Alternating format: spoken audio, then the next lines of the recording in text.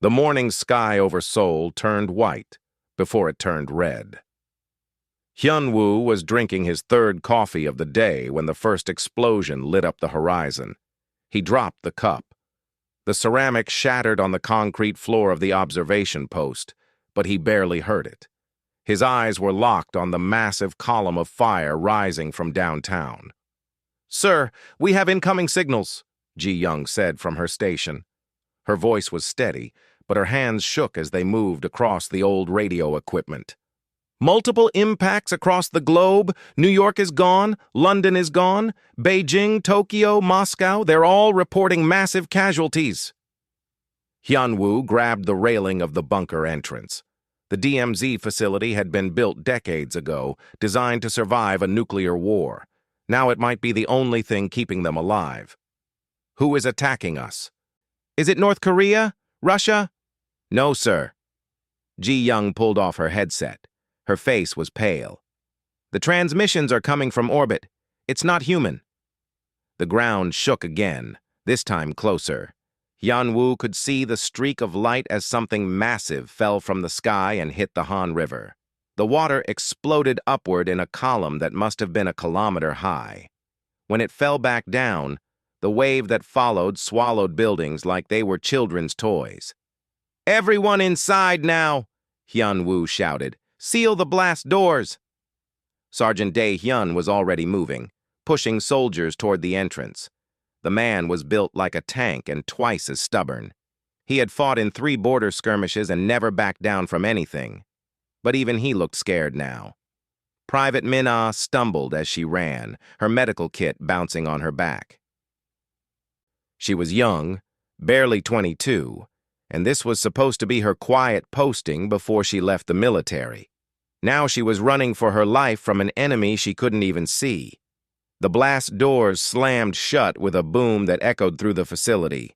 Hyun-woo counted heads, 43 soldiers. That was all he had left. Everyone else had been in Seoul on leave or stationed at bases that were probably nothing but craters now. "Sir, there's a broadcast." Ji-young had her headset back on. "It's coming through on all frequencies, every channel, every language." "Put it on speaker." The voice that came through was wrong. It had no emotion, no accent. It sounded like it was being generated by a computer trying to imitate human speech. "People of Earth, you are now subjects of the Valkyrie Collective. Resistance is unnecessary. You will be integrated into our society. Those who comply will be treated fairly. Those who resist will be eliminated. This is your only warning." The transmission ended. For a moment, nobody spoke. Then Dae-hyun laughed. It was a bitter, angry sound. "They think we'll just surrender? They don't know us very well. They killed billions in the first strike," someone said. "What can we do against that?" Hyun-woo looked at the faces around him. Some were terrified. Some were angry. Most were both. These were soldiers. They had trained their whole lives for war. But nobody trains for the end of the world. "We survive," he said, "and then we fight back." Over the next 3 hours, they learned more about their enemy. The Valkyrie ships were massive, hanging in orbit like dark moons. They had weapons that could level cities from space. Their ground forces were landing now, moving through the ruins with mechanical precision. Ji-young managed to get video feeds from cameras that were still working. The aliens wore armor that looked like it was made from black glass. They moved in perfect formations, scanning everything with devices that glowed blue. But they were slow, careful. They checked every corner before advancing. They scanned every building before entering. They acted like they expected traps. "They're afraid," Hyun-woo realized. "They hit us hard because they wanted us too scared to fight back. But they don't want to actually fight us." "Maybe they've never had to," Ji-young said. She had been listening to their communications. The translation was rough, but the meaning was clear. The Valkyrie were confused. They had expected humans to surrender immediately. Instead, they were getting reports of soldiers fighting back with primitive weapons, of civilians throwing rocks and homemade explosives, of entire units refusing to broadcast surrender signals. That night, the first Valkyrie patrol came near their bunker. Hyunwoo watched them through the periscope. 6 aliens, moving in a tight group. Their armor made them look invincible, but they kept their formation too tight. One grenade would take out half of them. "Dae-hyun?" Hyunwoo said quietly. "You still have those training mines?" The sergeant grinned. It was not a nice expression. "Yes, sir. Want me to give our guests a welcome gift?" "Make it count." The explosion lit up the night. When the smoke cleared, 3 aliens were down. The other 3 scattered, firing blindly into the darkness. Their weapons burned trees and melted concrete. But they hit nothing. After 10 minutes, they retreated, dragging their dead with them.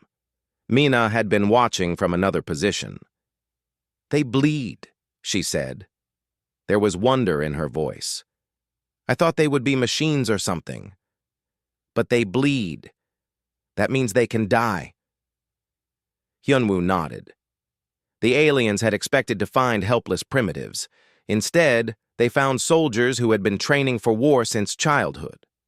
They found humans who knew how to use terrain, how to hide, how to hit and run. They found a species that had been fighting itself for thousands of years and had learned every dirty trick in the book. The Valkyrie had made a mistake. They thought humanity was helpless. They were about to learn how wrong they were. 3 months after the sky fell, Hyunwoo stood in what used to be a shopping mall. The roof was gone. Most of the walls were gone, but the underground parking garage was intact, and that was all that mattered. 200 people lived down there now. Some were soldiers like him. Most were civilians who had survived the initial attacks and refused to give up. "We got another group coming in from Busan," Lieutenant Hyejin said. She had been a military intelligence officer before the invasion. Now she ran the Resistance's information network with nothing but old radios and a lot of courage. 30 fighters. They say they've been hitting Valkyrie supply convoys. Hyunwoo studied the map spread across a broken table. It was covered in marks showing where the aliens controlled territory and where humans still fought. The Valkyrie held every major city, every port, every airport, but the areas between were chaos. The aliens couldn't be everywhere at once, and humans were very good at using that weakness. "Tell them to come through the subway tunnels," Hyunwoo said. "The aliens won't follow them down there." That was the strange thing about the Valkyrie. They had ships that could destroy planets. They had weapons that could melt steel. But they hated enclosed spaces. They hated places where they couldn't see clearly. They hated environments they couldn't control. It made them predictable. And predictable enemies were enemies you could kill.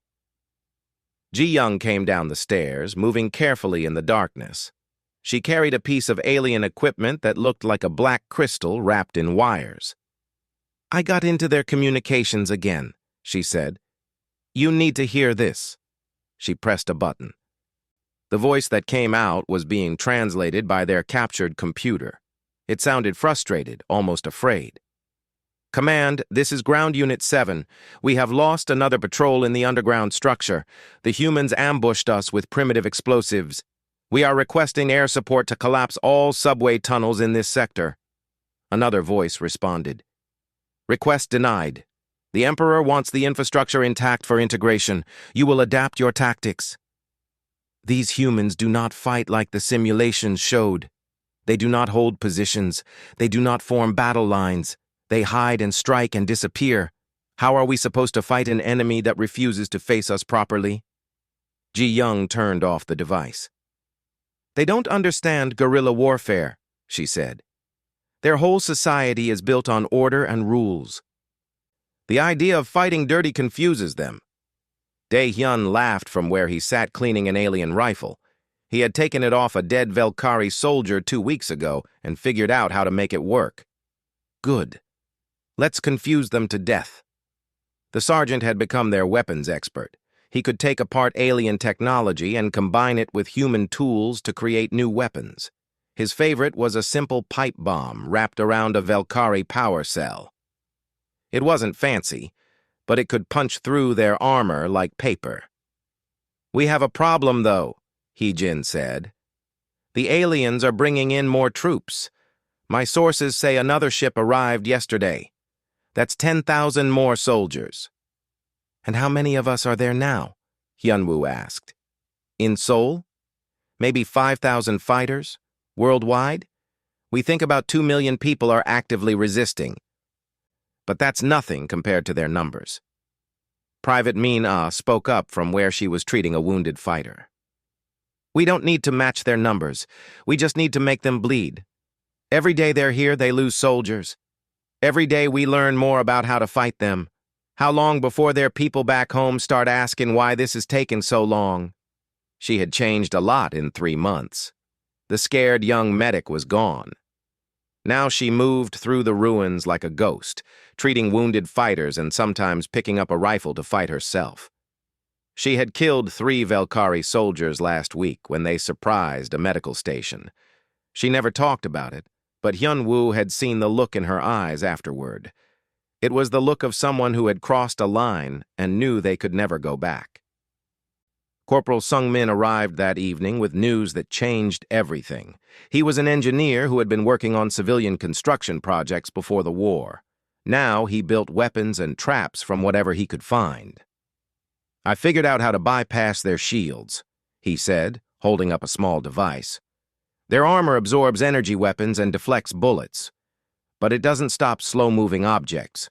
Something about the way the field works." "Explain it in simple terms," Hyunwoo said. "You can't shoot them, but you can stab them, or hit them with something moving slower than a certain speed. That's why our explosives work. The shrapnel isn't moving fast enough to trigger the shields." Dae-hyun picked up a knife. "So old-fashioned close combat?" "If you're crazy enough to get that close, yes. I'm that crazy." That night, they tested the theory. A Velkari patrol came through the ruins, 6 soldiers moving in their usual tight formation. Hyunwoo's team waited in the shadows of a collapsed building. When the aliens were close enough, Dae-hyun and 3 others dropped from above. They moved fast, using knives and bayonets. The Velkari's shields sparked and failed. Their armor could stop bullets, but not cold steel pushed by desperate hands. It was brutal. It was savage. It was effective. When it was over, 6 aliens lay dead, and only 1 human was injured. Min-Ah patched up the wounded soldier while the others stripped the bodies of weapons and equipment. Every piece was valuable. Every scrap of technology was another tool they could use. "They'll come looking for this patrol," Hae-jin warned. "Let them come," Hyunwoo said. "We'll be gone before they arrive. That's the advantage. We don't hold ground. We don't protect bases. We're everywhere and nowhere." Over the next month, the resistance spread the word. Stab, don't shoot. Hit and run. Never stay in one place. Make them afraid of every shadow, every corner, every moment. The Velkari started traveling in larger groups. They stopped patrolling at night. They abandoned the underground areas completely. They were winning their battles, but they were losing the war. And slowly, very slowly, they were starting to realize it. Jae-sung, a civilian who knew Seoul's underground better than anyone, led them through tunnels the Velkari didn't even know existed.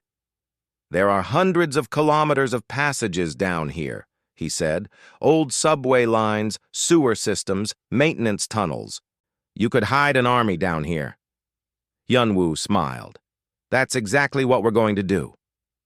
1 year after the invasion, Hyunwoo stood in a bunker 200 meters underground and watched the world fight back. The screens in front of him showed resistance cells across every continent. Africa, Europe, North and South America, Asia, Australia. Even Antarctica had a small group fighting from their research station. Everywhere the Velkari had landed, humans were making them pay for it. "Paris Cell just took out another supply depot," Ji-young reported. She sat at a console surrounded by alien technology they had captured and repurposed. Moscow Resistance is reporting successful ambush of a command unit. Tokyo is requesting more instructions on building the new explosives. Hyunwoo nodded. His hair had more gray in it now. He had lost weight. They all had. But his eyes were harder, sharper. He had learned to fight a war that no human had ever fought before, and he was teaching others to do the same. Send Tokyo the plan Sungmin developed, and tell Moscow to be careful. The Velkari are getting smarter about our tactics. It was true. The aliens were adapting, but slowly. Too slowly. They had spent thousands of years as the dominant power in their part of the galaxy. They had conquered dozens of worlds, but all of them had surrendered quickly once they saw the Velkari's power. None of them had fought back like humans did. Lieutenant Hyojin entered the command center with a tablet showing intercepted communications. You need to see this. The Velkari High Command is having a meeting about Earth. They're calling it the Long War now. She played the recording. The translation software made the alien voices sound mechanical, but the frustration came through clearly. The Earth pacification was supposed to take 3 months. It has been 1 year. We have lost more soldiers on this one planet than in our last century of expansion. The Emperor demands an explanation, another voice responded. The humans do not follow standard military doctrine. They do not defend their territory in organized formations. They attack from hiding and retreat before we can respond. When we destroy one cell, 3 more appear. It is like fighting shadows. Then adapt. Use the lessons from previous campaigns. There are no lessons. No species has ever fought like this. They turn their own cities into traps. They use their civilians as intelligence networks. They build weapons from our own equipment. Yesterday, a human attacked one of our soldiers with a sharpened piece of metal. The warrior survived, but the psychological impact on the unit was severe. Our soldiers are afraid to patrol alone now. Hyunwoo turned off the recording. They're breaking. We just need to keep the pressure on. Daehyun had trained 50 other soldiers in explosives and close combat. Those 50 had trained hundreds more. Now there were thousands of fighters who knew how to kill Velkari soldiers with nothing but determination and improvised weapons. I got a question, though, the sergeant said. We're hurting them, but can we actually win? They still control orbit. They can still level cities if they want. They won't, Ji-young said. I've been analyzing their communications for months. The Velkari Emperor wants Earth intact. He sees us as a prize, not a threat. If he admits we're too dangerous to conquer, he loses face with his own people. So he keeps sending more soldiers instead of just destroying the planet. Private So-yun spoke from her station. She was young, but had an uncanny ability to predict alien movements.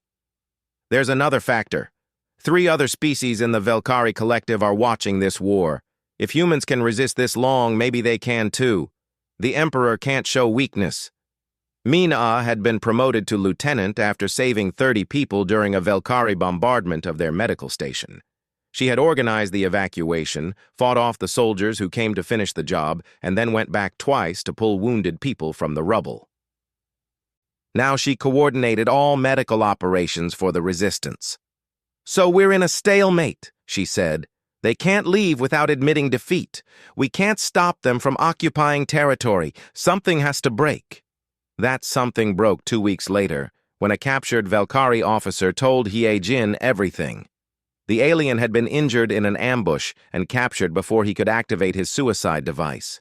Hyojin spent 3 days talking to him, earning his trust, making him see that humans weren't the monsters his government claimed.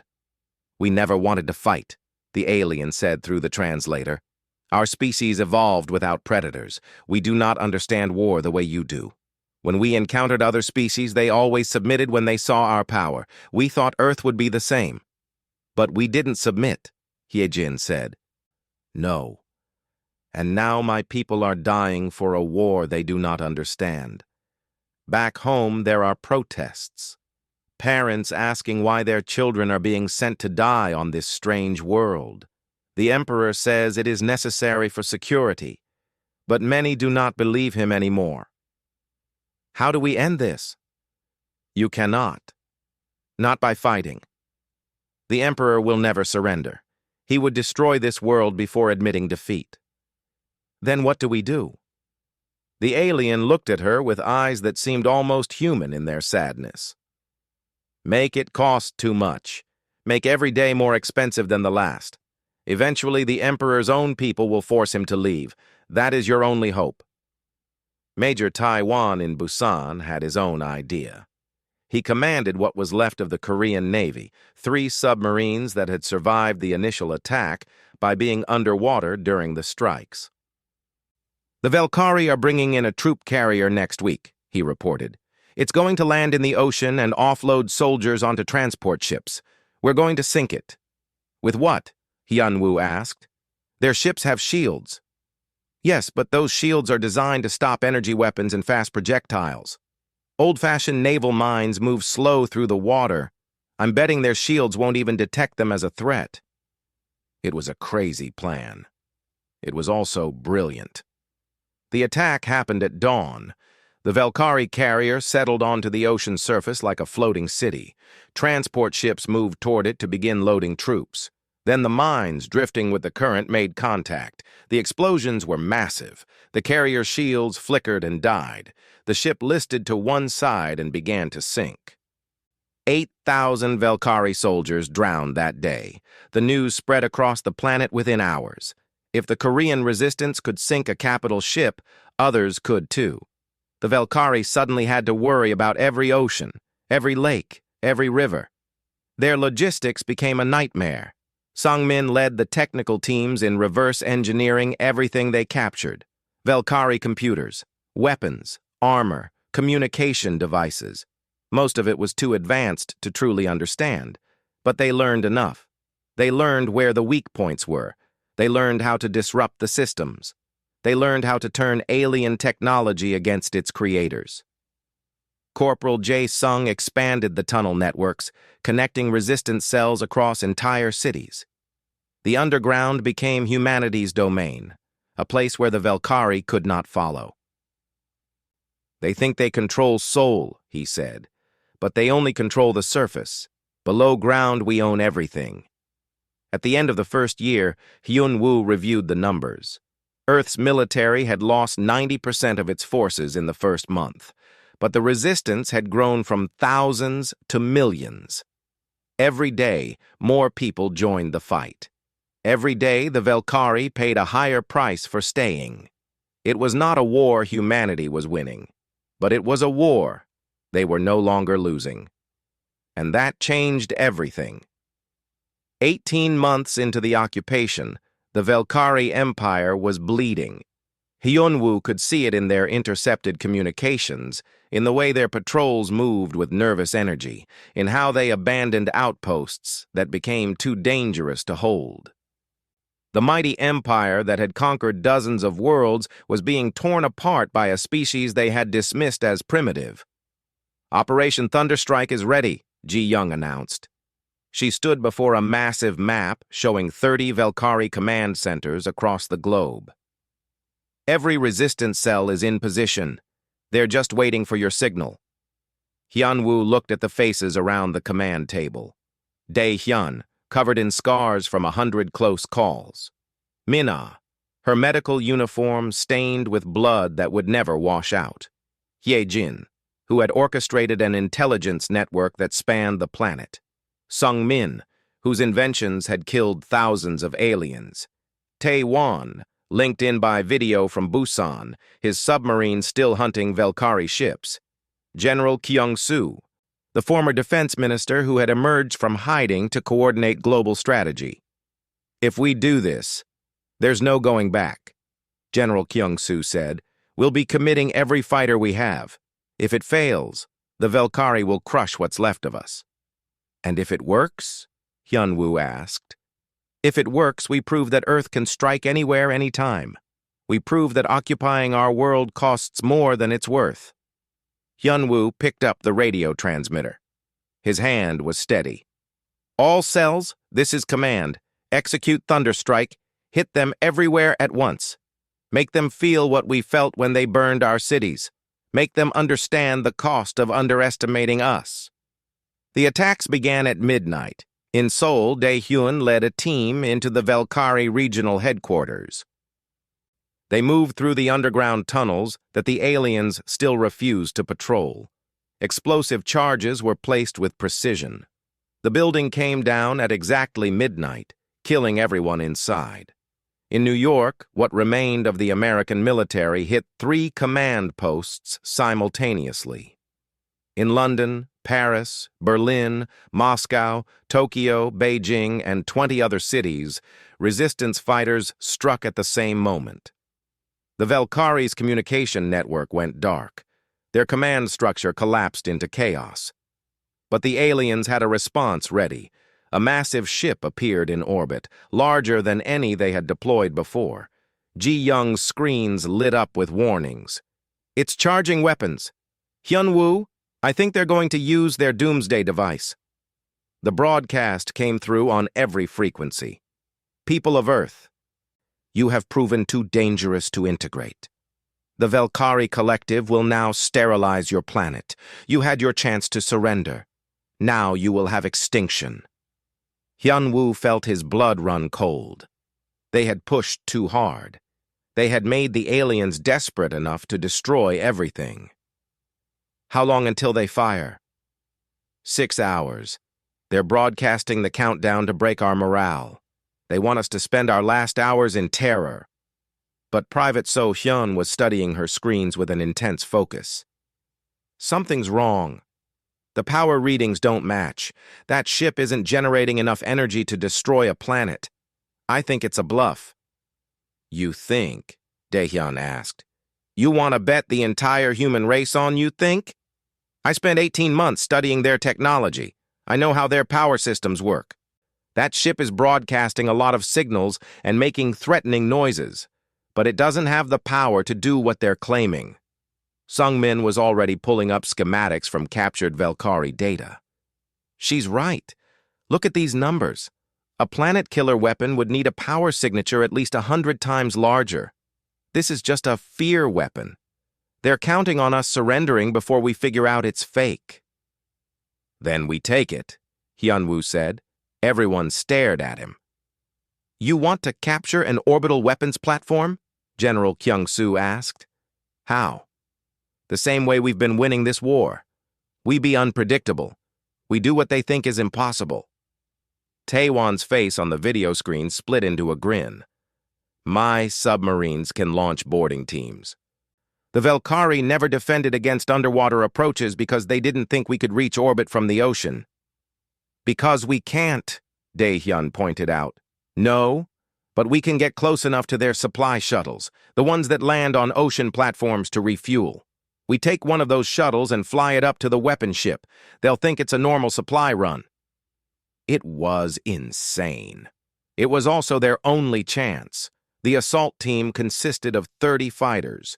Hyun-woo led them personally. They captured a supply shuttle at dawn, killing the crew before they could send a warning. Sung-min hot-wired the controls. Min-ah prepared medical supplies for the casualties they knew were coming.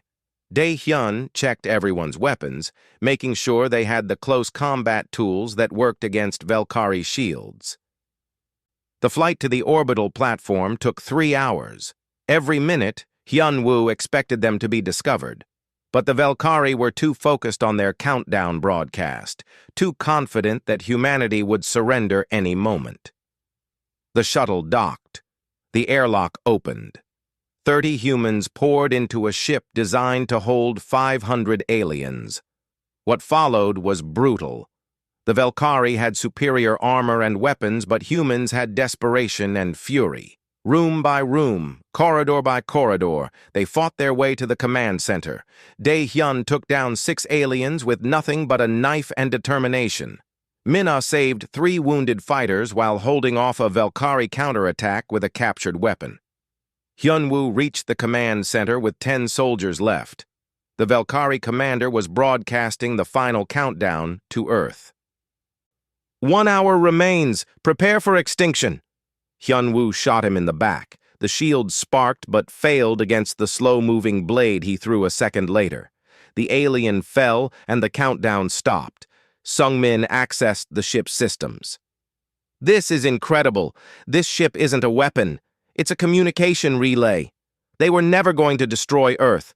They were just trying to scare us into surrendering." But the ship had something else. Power. Enough power to send a pulse that would disable the Valkyrie's atmospheric suppressors across the entire planet. The same suppressors that had crippled human electronics for 18 months. "Do it," Hyun-woo ordered. The pulse went out. Across Earth, human satellites came back online. Computer systems restarted. Communication networks reconnected. For the first time since the invasion, humanity could see the full picture of their own resistance. And it was beautiful. Millions of fighters. Thousands of active resistance cells. Civilians supporting the fight in countless ways. The Valkyrie hadn't been fighting thousands of insurgents. They had been fighting an entire species that refused to die. Hye-jin's voice came through the radio. "Hyun-woo, we're picking up communications from other species in the Valkyrie collective. 3 of them are sending messages of support to Earth. They're saying if we can resist, maybe they can too. The Emperor is facing a political crisis back home." Hyun-woo looked at Earth through the ship's windows. From orbit, the scars of war were visible, burned cities, cratered landscapes, but also lights, thousands and thousands of lights where people lived and fought and refused to surrender. "Send a message to the Valkyrie Emperor," Hyun-woo said.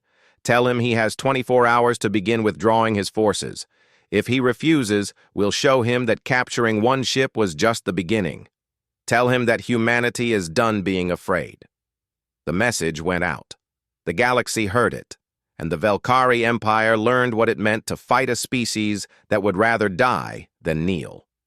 The Valkyrie Emperor did not respond to Hyun-woo's ultimatum. Instead, he sent more ships, but this time, something was different. The ships arrived, but they did not attack. They simply took positions in orbit and waited.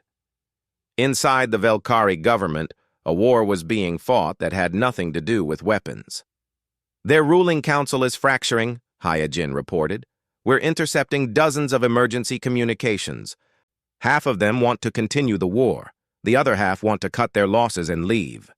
3 other species in their empire are threatening rebellion if this continues." Hyun-woo stood in the captured orbital platform, now serving as humanity's first space military base. The irony was not lost on him. The aliens had brought the tools of their own defeat.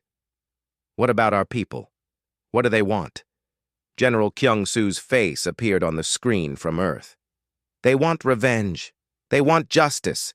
They want to make the Valkyrie pay for every human life lost. But most of all, they want to make sure this never happens again." "Then we don't wait for them to decide." Hyun-woo turned to Sung-min. "Can you get that Valkyrie warship we captured last month operational?" The engineer looked up from his console. He had been working non-stop for 3 days, mapping the ship's systems. "It's possible. The design is strange, but the principles are the same. Power generation, propulsion, weapons. I can make it work." "How long?" "Give me a week." "You have 3 days." Sung-min did it in 2. The Valkyrie military outpost at Proxima Station was supposed to be safe. It was 3 light-years from Earth, a supply depot where ships refueled and resupplied. The commanders there had been sending resources to the Earth invasion for 2 years, never thinking they would face any danger themselves. Then a Valkyrie warship appeared. Its identification codes were correct. Its approach vector was standard. The station's defense system did not activate because the ship was broadcasting proper authorization. By the time they realized the ship was crewed by humans, it was too late. Dae-hyun led the assault. 50 human fighters against 200 Valkyrie station personnel, but the aliens were logistics officers and engineers, not combat soldiers. They had never been attacked before. They did not know how to respond to enemies who fought with knives and improvised weapons and a fury born from watching their world burn. The station fell in 4 hours. Its supplies were captured, its communication arrays were repurposed, and a message was sent across Velkari space showing humans standing in a captured alien facility, proving that they could strike anywhere. The galaxy watched, and the galaxy learned. Ji Young had been broadcasting Earth's story since they recaptured the communication satellites. Not propaganda, not lies, just the truth. Videos of the first attack, recordings of cities burning, then videos of humans fighting back, of resistance fighters ambushing patrols, of civilians risking everything to support the war effort, of a species that refused to accept extinction. The response was overwhelming. 3 species in the Velkari collective saw the broadcasts and began their own resistance movements. Anti-war protests erupted on the Velkari homeworld. Parents whose children had died on Earth demanded answers. Politicians who had supported the invasion suddenly faced angry constituents asking why this small planet had cost so much. The Emperor tried to control the narrative, but it was too late. The truth was spreading faster than he could contain it. 2 weeks after the Proxima Station attack, a Velkari delegation arrived at Earth. They came on an unarmed ship, broadcasting peaceful intentions. Hyun-woo met them in neutral space, aboard a human shuttle with Min-ah, Ji-young, and General Kyung-soo. The lead Velkari diplomat was old, his skin marked with patterns that indicated high status. He looked at the humans with something that might have been respect, or might have been fear. The Emperor has authorized me to discuss terms. The terms are simple, Hyun-woo said. Complete withdrawal of all Velkari forces from Earth. Reparations for the damage caused. Full disclosure of all technology used in the invasion. And a non-aggression treaty that your empire will honor. Those terms are unacceptable. The Emperor cannot admit defeat. It would destabilize the entire collective. Then he can watch his empire fall apart, Ji-young said. She activated a holographic display showing resistance movements on 3 other worlds. Your member species are watching Earth. They see that resistance is possible. How long before your whole empire collapses? The diplomat was silent for a long moment. There is another option. The Emperor steps down. A new government forms, one that seeks peace instead of expansion. But this cannot appear to be a surrender to Earth. It must look like an internal reform. We don't care how it looks, General Kyung-soo said. We care about results. Your forces leave. You pay for the damage. You never come back. The negotiations took 3 weeks. During that time, fighting continued on Earth. Velkari forces, demoralized and confused by their government's indecision, began surrendering in larger numbers. Some fought to the end, still believing in their empire's superiority, but most just wanted to go home. The final treaty was signed aboard the orbital platform. The Velkari Emperor had been forced to abdicate. A new government formed, one that promised reforms and peace. They agreed to all of Earth's demands. Complete withdrawal would take 6 months. Reparations would be paid over 10 years. War crimes tribunals would be established to judge those responsible for civilian deaths. It was not perfect justice, but it was enough. Hyun-woo watched the last Velkari transport leave Earth's atmosphere. Beside him, Dae-hyun let out a long breath. Min-ah wiped tears from her eyes. Ji-young smiled for the first time in 2 years. Hye-jin stood with her hand over her heart. Tae-won, Sung-min, So-hyun, Jae-sung, and General Kyung-soo all gathered to watch the enemy depart. We won, someone said. We actually won. No, Hyun-woo said quietly. We survived. There's a difference. Earth had lost 3 billion people. Entire cities were ruins. The economic damage would take generations to repair. But humanity had also gained something. They had proven that advanced technology did not guarantee victory, that determination and adaptability could overcome superior firepower, that a species willing to pay any price for freedom could not be conquered. 10 years later, Hyunwoo stood before a memorial wall. It stretched for kilometers, covered in names of the dead. He came here every year on the anniversary of the invasion. He was older now, his hair white, his body marked by scars that would never fully heal. Mina had established medical exchange programs with 6 other species, teaching them human techniques and learning alien medicine in return. Sung-min led Earth's technology division, combining human innovation with captured alien knowledge to build defenses that would prevent another invasion. Ji-young ran the diplomatic corps, ensuring humanity's voice was heard across the galaxy. Dae-hyun trained the new military in the tactics that had won the war. Ye-jin coordinated intelligence networks that spanned dozens of worlds. Earth had become a power in the galaxy, not through conquest or intimidation, but through proving that some species could not be broken. The Terran Doctrine, as it came to be known, was studied by every military in known space. Asymmetric warfare, guerrilla tactics, using the enemy's expectations against them, fighting smarter instead of harder. 6 other species had won their freedom using the techniques humans had developed. 3 more were actively resisting occupation. The galaxy was changing, and Earth was at the center of that change. But the cost was never forgotten. Hyunwoo touched the memorial wall, feeling the names carved into the stone.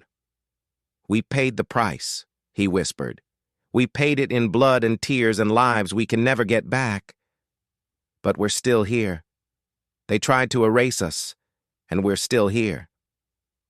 A young soldier approached, no older than Hyunwoo had been when the war started.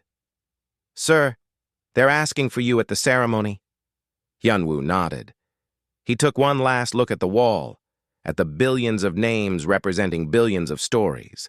Then he turned and walked toward the future. A future humanity had earned by refusing to die. A future bought with sacrifice and determination, and the simple truth that some species would rather fight forever than surrender once. The Velkari had assumed humanity was helpless. They had learned the price of that assumption. The entire galaxy had watched them learn it. And the lesson would not be forgotten, not ever.